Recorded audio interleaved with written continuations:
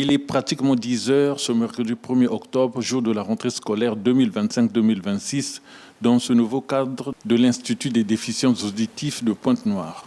École construite par un opérateur pétrolier dans le cadre du partenariat public-privé avec le gouvernement congolais.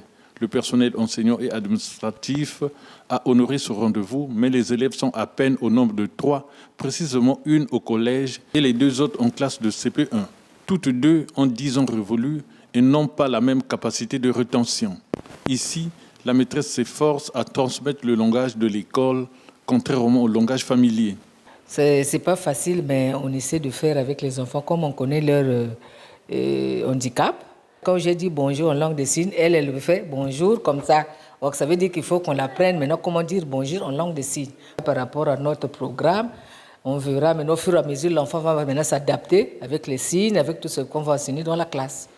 Dans cette classe préparatoire, encore appelée démutisation, cette enseignante qui continue à attendre l'arrivée des enfants prépare déjà son tableau. Son collègue de CM1 s'ennuie aussi seul dans sa classe.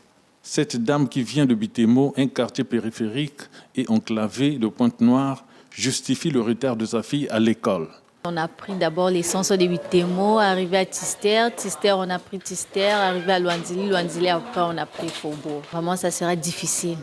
Donc si l'école avait même des bus, ça voulait nous aider. À côté de ces tracasseries se greffent d'autres difficultés susceptibles de justifier la timidité observée ce premier jour. Les parents n'ont pas assez de moyens.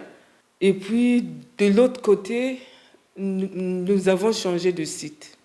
Et il y a un problème de transport.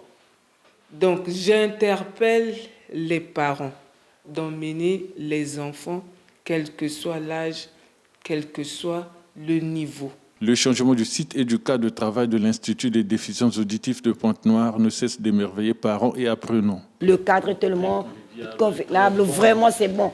Il serait même été 2 ou 3 écoles comme ça là. Vraiment, on serait heureux.